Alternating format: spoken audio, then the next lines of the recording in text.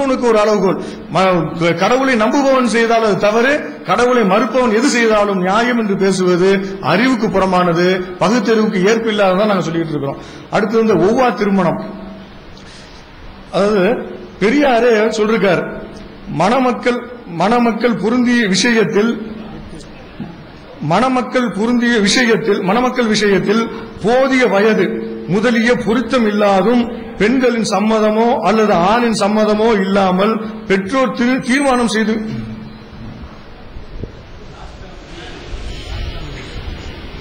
சகோதரர்களே வணக்கம். ஒரு சகோதரருக்குள்ள ஏற்பட்ட ஒரு மனக்கசப்பு, அது எப்போதும் போல குடும்பத்தில் ஏற்படுகிற அதுவும் சரியாகிடுச்சு. அது ஒன்றும் பெரிய விஷயம் இல்லை. அப்புறம் இந்த கையெழுத்து போட்ட விஷயத்தை பத்தி பேசணும்னா, அது அப்படியே நாங்க அந்த வழியிலேயே, அதாவது பெரியார் நடந்து வந்த பாதை வேறு, அப்போது இருந்த பாதை, அதாவது மிக காட்டுமிராண்டி தனமாக இருந்த நிலை வேறு. இப்போது நான் நடந்த, அதாவது இப்போது ஐயாவுக்கு கூட அந்த வழி மாறி இருக்கும், இப்ப எனக்கு ரொம்ப மாறிடுச்சு. அதனால அவ்வளவு விஷயத்தையுமே ஏத்துக்கிட்டு வரணுங்கிறது நிலைப்பாடு இல்லைன்னு சொல்லி ஒப்பந்தம் போடும்போது அந்த விஷயத்தில் நான் எனக்கு முழு உடன்பாடு இல்லை.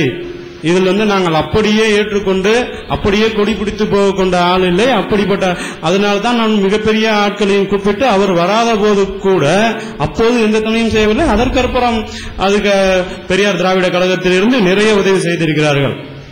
இது பதிவு செய்யப்பட வேண்டிய விஷயம். எல்லா விதத்திலையும் இப்படி வாதம் செய்ய வேண்டும் என்று சொல்லியிருக்கிறார்கள். அதில் முரண்பாடு இருக்கிறது. யாருமே அதுல முழுசா அவர் ஏத்துக்கணும். முதல்ல அடிப்படையை முதல்ல புரிஞ்சுக்கணும். நீங்க அதுல அப்படியே கண்ணை மூடிட்டு ஏத்துக்கணும்னு எந்த விஷயத்திலையும் சொல்ல. உங்களுக்கு உங்களுடைய அறிவுக்கு உங்களுக்கு எதை ஒத்துக்கணும்னு தோணுதோ அதை ஏத்துங்க அப்படின்னு தான் சொல்றாங்க. எனக்கு தெரிஞ்ச விஷயத்தையும் நான் சொல்ல வந்திருக்கேன். அதில் உங்க ஏத்துக்கிற விஷயத்துல ஏத்துங்க. சகோதரன் ஒரு தம்பி சொல்லும் போது நீங்க அண்ணன்கள்லாம் அவங்க யோசிச்சு பார்த்து உங்களுக்கு என்னவோ தம்பி சொல்லலாம், அவனுக்கு தெரியாத விஷயத்த சொல்லிட்டு போனா விட்டுட்டு போயிடலாம். அதே மாதிரி இவங்க எல்லாத்தையும் சொல்றேன்னா அவங்க உடனே அதுக்கு ஒரு மறுப்பு தெரிவிச்சு அவங்கள உடனே இன்னொரு குறை சொல்லி நிப்பாட்டணுதில்ல. அவங்க சொல்லியிருக்க விஷயம் சரியில்லைன்னா விட்டுடுங்க. நீங்க ஏன்னா இஸ்லாத்தை நீங்க சரியில்லை விஷயம்னா விட்டுற போறதில்ல. நீங்க வலியுறுத்தி கடைபிடிக்கணும்னு உங்க வாழ்க்கை நிறைய இருக்கு. ஆனா அதுல பெரியார் கொள்கை அப்படி இல்ல. ஒரு விஷயம் தவறுன்னா அதை தாண்டி நல்ல விஷயத்துக்கு போயிடணும், அதை விட்டுடணும். அதுதான் எங்களோட பெரியார் கொள்கை. நாங்க அது திரும்பி இது தப்பு அப்படின்னு சொல்லி பறைச்சாற்றி அது சட்டமாக்கப்படல. இஸ்லாமிய அரிய சட்டம் மாதிரியோ இல்ல மத்த திருமண சட்டம் மாதிரியோ இல்ல வேற எந்த நடைமுறை சட்டம் மாதிரியோ சட்டமாக்கலாம் படலாது. அதை முதல்ல தெளிவாக்கிக்கணும். அதோட இல்லாம அதுல எழுதியிருக்க விஷயம் கூட தெரியாத அளவுக்கு அதுல ஈடுபாடு இல்லாத அளவுக்கு தான் அந்த ஒப்பந்தம் போட்டோம். அதனாலதான் அவங்க சொல்லியிருக்க விஷயத்தில் நான் கையெழுத்து போட்டிருந்தாலும் கூட அதுல எனக்கு ஈடுபாடு இல்லை. ஏன்னா அந்த வழியே நடந்து வந்துடல. எனக்கு வேற வழி இருந்துச்சு. நான் இப்ப வந்த வழி மிக தெளிவான வழியா இருக்கலாம். அப்போ கரடு முரடான பாதையில் ஐயா நடந்து வந்திருக்காங்க. அதனால அப்ப சொல்லியிருக்க விஷயங்களா இருக்கலாம். மேற்கொண்டு ஐயா சொல்லுங்க.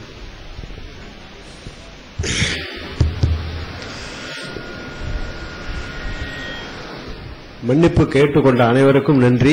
அந்த ஒரு சூழ்நிலை வந்ததற்கு நான் வருத்தப்படுகிறேன். அதை நான் சொல்ல வந்ததற்காக நான் வருத்தப்படுறேன். புரியுதுங்களா? ஏன்னா இந்த வீடியோ மட்டும் இல்லைன்னா நான் அந்த பேச்சுக்கு வந்தே இருக்க மாட்டேன். இப்ப அவங்க சொல்றதெல்லாம் பதிவாகுது. அப்ப அதுக்கு நாங்க பதில் சொல்லன்னு வைங்களேன், நாங்க குற்றவாளி ஆயிடுவோம். அங்க பாக்குறவங்க, நெட்ல பாக்குறவங்க என்ன நினைச்சுவாங்க, என்னடா அந்த பகுத்தறிவாதிகள் இவ்வளவு மோசமா வாயை துறக்காம இருக்காங்க, நம்ம ஆளுங்க போட்டு இந்த இருக்கிறாங்க, அவங்க என்ன இவ்வளவு மோசமா இருக்காங்கன்னு நினைப்பாங்க. அப்ப பதிவுன்னு வரும்போது ரெண்டுமே பதிய வரணும் இல்லீங்களா? இப்ப ஐயா தவறு பண்ணிருக்காரு. ஒருவேளை நீங்க கும்போணம் போய் இந்த தவறு நாங்களும் பண்ணலாம். எவ்வளவோ இருந்தது. காலையில கூட சொன்னேன், தண்ணி இல்ல, குளிக்கிறதுக்கு தண்ணி இல்ல. அது உங்களுடைய தவறோ என்னுடைய தவறோ கிடையாது. அந்த மோட்டார்ல ஏதாவது கோளா இருக்கலாம், ஒரு வாஷர் போய் இருக்கலாம். இதெல்லாம் பெருசுப்படுத்துற ஆள் கிடையாது நாங்க. ஏன்னா இப்ப நாளைக்கு இரவு நான் இங்க கும்போணம் போயிட்டு நாளைக்கு ராத்திரி எனக்கு இன்னொரு ஊர்ல மீட்டிங், எங்க பெரியார் அவர்கள் மீட்டிங். அதனால நாங்க அலைஞ்சிட்டு இருக்கனால இதை விட பெரிய சிரமங்கள்லாம் தினம் அனுபவிக்கிறவங்க. நீங்க எப்படி இப்ப ஐயா எப்படி கொள்கை ஏத்துக்கிட்டு அதுக்காகவே உழைச்சு அவங்க மட்டும் என்ன நிம்மதியான வாழ்க்கையா இருக்குங்கிறீங்க? அவங்க மனைவி கூட இருக்காது. அவங்க ஏற்றுக்கிட்ட கொள்கைக்காக அவங்க வாழ்றாங்க, நாங்க ஏற்றுக்கிட்ட கொள்கையாக நாங்க வாழ்றோம். எங்களுக்கெல்லாம் ஒரு சொந்த வாழ்க்கைன்னு இருக்காது. குடும்பம் இதெல்லாம் பார்ப்போம்னு சொல்லி இருக்கவே இருக்காது. என்னைக்கு வீட்டுல இருப்போம், என்னைக்கு வருவோம்னு யாருக்குமே தெரியாது. தந்தை பெரியாரும் அப்படித்தான் இருந்தார்கள். அப்புறம் ஐயா சொன்னாங்க, இந்த மாதிரி இந்த குழந்தைங்க சமையல் சொல்லி கொடுக்கறது பெரிய தப்பா, புருஷன் வீட்டுல போனா சமைக்க வேணாமா அப்படின்னு கேட்டேன். அதுக்கு சொன்னாங்க, புருஷன் வீட்டுல போனா சமையல் மட்டும் இல்ல, இன்னும் சில வேலைகள்லாம் இருக்கு, அதுக்கும் பயிற்சி கொடுக்க முடியுமா அப்படின்னு கேட்டாங்க. நான் தயவு செஞ்சு சொல்லிக்கிறேன், அது காமம்ங்கிறது இயற்கையா வருங்க. ஆண்களுக்கு கூட அந்த 15 வயசு வரைக்கும் அது சமாச்சாரம் ஒரே ஒரு வேலை தான் நினைச்சுக்கிட்டு இருப்பான், மூத்திரம் மட்டும்தான் பெய்யுன்னு. அதுக்கப்புறம் தானா சொல்லிவிடும். அப்பா அம்மாலாம் சொல்லி தருவானா யாரும் இது போய் ஆட்டி அம்மாட்ட போய் கேட்க மாட்டாங்க. நான்லாம் 16 வயசுல எங்க அப்பாவும் அம்மாவும் சேர்ந்துதான் நம்ம பிறந்தோம் சொல்லுவோம். நான் இல்லன்னு சத்தியம் பண்ணுவேன். சேச்சா எங்க அப்பாலாம் அது மாதிரி பண்ண மாட்டார், எங்க அம்மாலாம் ரொம்ப நல்லவங்கன்னு நான் சொன்னவன் தான். ஏன்னா அப்பெல்லாம் இந்த சினிமா வரலீங்க, இந்த தொப்புல காமிச்சிட்டு ஆடுற பொம்பளைங்கலாம் அன்னைக்கு வரல. அன்னைக்கெல்லாம் ஏதோ கொஞ்சம் அந்த மார்பு கருப்பை மூடிக்கிட்டு இந்த வயிறு தெரியற இடத்துல கூட அந்த கலர் சட்டையை போட்டு ஆடுற நடிகைகள் தான் இருந்தாங்களே தவிர இப்ப பிறந்த பிள்ளைக்கே தெரியுது அது வேற சமாச்சாரம். இன்னைக்கு காலகட்டம் அப்படி ஆயிடுச்சுங்க. அதனால இந்த சமையல் புருஷன் வீட்டுல போய் செய்யணுங்கிறதுனால மத்ததையும் இங்கேயே பயிற்சி கொடுத்த சொல்றது ஒரு பகுத்தறிவான ஒரு கேள்வி இல்லைன்னு நான் நினைக்கிறேன். அது உங்க முடிவு, அது நியாயமா? ஏன்னா இன்பம் துன்பம் தூக்கம் அழுகை இதெல்லாம் இயற்கைங்க. மதம் கடவுள் இதெல்லாம் நம்ம மேல திணிக்கப்பட்டது. சாதி, இப்ப நான் என்ன சாதின்னு இந்து மதத்துல எவனுக்குமே தெரியாது, ஆனா எங்க ஊர்ல தெரியும் என்ன சாதின்னு. அது என் மேல திணிக்கப்பட்டது. நான் எந்த ஊரு போனாலும் நான் மனுஷன் எல்லாருமே ஒத்துக்குவான், எனக்கு 2 கை 2 கால். அப்ப நம்ம மேல திணிக்கப்பட்டது எது, நாமளாக ஏற்றுக்கொண்டது எது, இயற்கையானது எதுன்னா அது இயற்கையானது. சமையல் இயற்கையானது கிடையாது, அது சொல்லி கொடுத்தாதான் வரும். எது சொல்லி கொடுத்தா வருமோ அதை சொல்லி கொடுத்து தான் ஆகணும். இயற்கையா வர்றதை போய் நம்ம பெருசு பண்ணிக்கிட்டு அதையும் நம்ம இங்கேயே பயிற்சி கொடுத்து அனுப்பணுமாங்கிறது அது மாதிரி கொடுத்தா எந்த மாப்பிள்ளையும் கட்டிக்க மாட்டாங்க இல்லீங்களா? ஏற்கனவே உனக்கு என்னென்ன ட்ரைனிங் கொடுத்தாங்க, எனக்கு எல்லா ட்ரைனிங்கும் எங்க வீட்டுல கொடுத்துருக்காங்க, எங்க அண்ணன் தான் கொடுத்தாருன்னு சொன்னா அது ஒரு நாகரிகமா இருக்காது இல்லீங்களா? அப்புறம் ஐயா சொன்னாரு திருவிழாக்கள் மாட்டுக்கு ஒரு பொங்கல் மனுஷனுக்கு ஒரு பொங்கல் அப்படின்னு வரிசையா இப்படியே ஒவ்வொரு திருவிழாவை போனா வருஷம் 365 நாளும் வெறும் திருவிழாவே இருக்குனாங்க. எங்களுடைய நோக்கம் அது கிடையாது.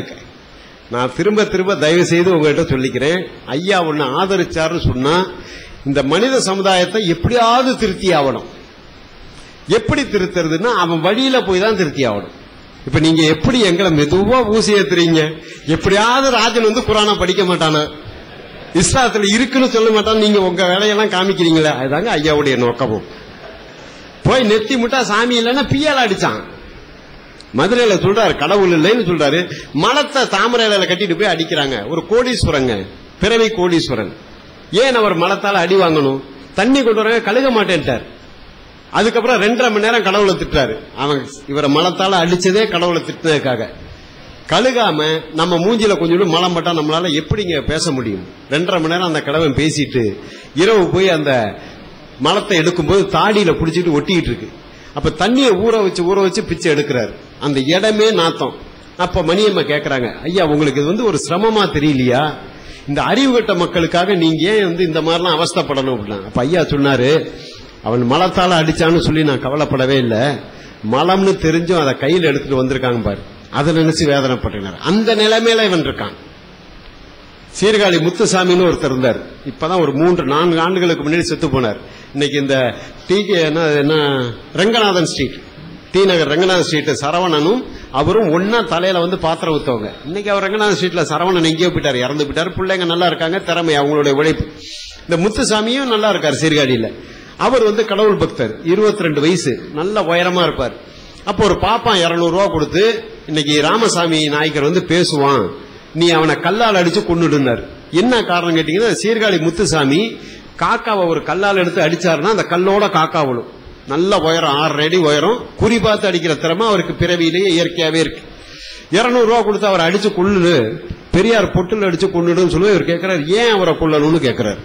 அவன் கடவுள் இல்லைன்னு சொல்லுவான், கடவுளை திட்டுவான். அப்ப சொல்றாரு இவரு, எனக்கு 200 ரூபா பணம் தேவையில்லை. அன்னைக்கு அவருக்கு மாச வருமானமே 15 ரூபாயாம்.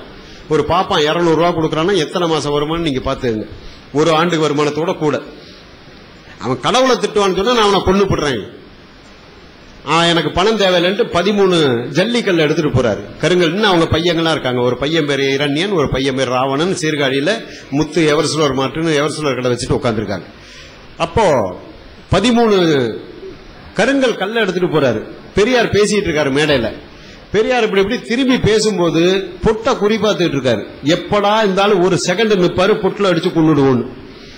ஒரு பாப்பா அந்த வேலை செய்ய மாட்டான், ஏன்னா அவன் படிச்சிருக்கான். இவங்க படிக்காத ஆளுங்க. அன்னைக்கு பாத்துங்க, ஐயா கடவுள் மறுப்பே சொல்லாம மனித நேயத்தை பத்தி சொல்லிட்டு இருக்காரு. மனுஷன்னா இப்படிதான் இருக்கணும், ஒருத்தருக்கு ஒருத்தர் விட்டு கொடுத்து வாழணும், சகோதரர்களா இருக்கணும் அப்படின்னு பேசிட்டு இருக்காரு. இவர் ஒவ்வொரு கல்லா கீழே போட்டுட்டு இருக்காரு. 2.5 மணி நேரம் 13 கல்லும் கீழே போட்டாரு. இவர் பேசுறதெல்லாம் நியாயம் தானே, இவர் ஒன்னும் சாமியை திட்டலையே அப்படின்ட்டு நேரா மேடைக்கு போறாரு. போய் ஐயா என்ன மன்னிச்சிருங்கிறார் முத்துசாமி. பெரியார் கேட்கிறார், நீங்க என்ன தம்பி தப்பு பண்ணீங்க ஏன்னாரு. நான் உங்களை கொலை பண்ண வந்தேன் அப்படின்னாரு. கொலை பண்ணிட்டு போங்களேன்னு ஐயா குனிஞ்சு கழுத்தை காமிக்கிறார். ஐயாவும் நல்லா உயரமானவர், குனிஞ்சு கழுத்தை காமிக்கிறார். இல்லையா என்ன மன்னிச்சிருங்க அப்படின்னாரு. ஏன் தம்பி நீங்க என்ன கொலை பண்ண வந்தீங்கன்னாரு. நீங்க கடவுளை திட்டுவீங்கன்னு சொன்னாங்க, அதனால உங்களை கொலை பண்ண வந்தேன்னாரு. ஏன் கடவுள் என்ன உங்க அக்கா புருஷனா, உங்களுக்கு ஏன் கோபம் வருதுன்னாரு பெரியார். அவர் கேட்ட கேள்வி அதுதான். அதுக்கப்புறம் அவர் கொடுத்த நாற்காலியில அந்த இளைஞரை உட்கார வச்சு 2.5 மணி நேரம் வெறும் கடவுளை மட்டும் திட்டிருக்காரு பெரியார். வேற எதுவும் பேசவே இல்லை.